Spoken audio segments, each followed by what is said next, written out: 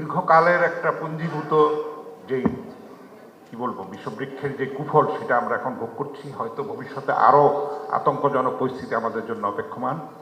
আমরা যদি সতর্ক না হই, ঐক্যবদ্ধ না হই, দেশপ্রেমে উদ্বুদ্ধ না হই, তাহলে এই সংকট আমরা কাটাতে পারবো কিনা সেই ব্যাপারে সন্দেহ থেকে যাবে।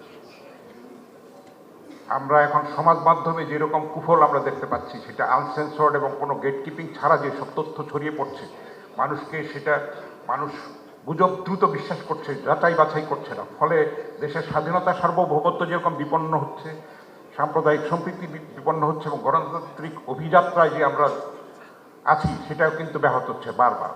আমরা জানি যে এই দেশের বিচার ব্যবস্থাও এত কলুষিত হয়ে গিয়েছিল যে বলেছিল তারা যে ট্রুথ ইজ নো ডিফেন্স। আমার নিজের কানে আমি শুনেছি, আমি তখন আমার দেশে ছিলাম। আপনারা জানেন যে মাহমুদুর রহমানের মতো তেজি, সাহসী, লড়াকু সম্পাদককে কিন্তু বারবার লাঞ্ছিত হতে হয়েছে। আমি নিজে 2বার চাকরিচ্যুত হয়েছি, একবার দৈনিক বাংলা, একবার আমার দেশে। তো এখন সামনে আরও বড় চ্যালেঞ্জ আছে, সমাজ মাধ্যমের এই চ্যালেঞ্জ, এআই এর চ্যালেঞ্জ এবং ষড়যন্ত্র দেশের ভেতরে আছে, দেশের বাইরে আছে, সেটার ম্যানিফেস্টেশন আমরা দেখেছি।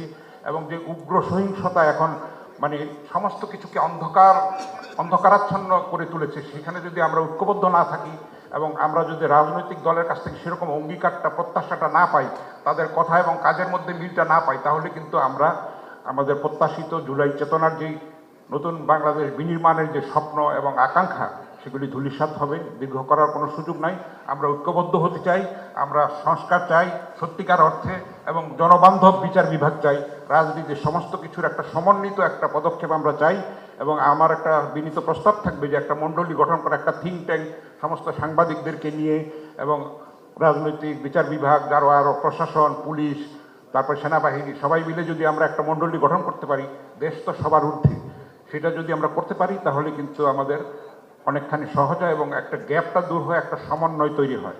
আসলে সেটাই আমাদের প্রত্যাশা থাকবে এবং আমরা চাইবো যে সমস্ত রাজনৈতিক দলগুলির কাছ থেকে যে আমরা প্রত্যাশা চাইবো, তাদের রাজনৈতিক ইশতেহারে, নির্বাচনী ইশতেহারে যে গণমাধ্যম সম্পর্কে সুস্পষ্ট অঙ্গীকার এবং সেগুলির আমরা বাস্তবায়ন চাইব, কথায় এবং কাজে যেন মিল থাকে, সেটি আমাদের প্রত্যাশা থাকবে। আপনারা সুন্দর আয়োজন করেছেন, আপনাদেরকে ধন্যবাদ।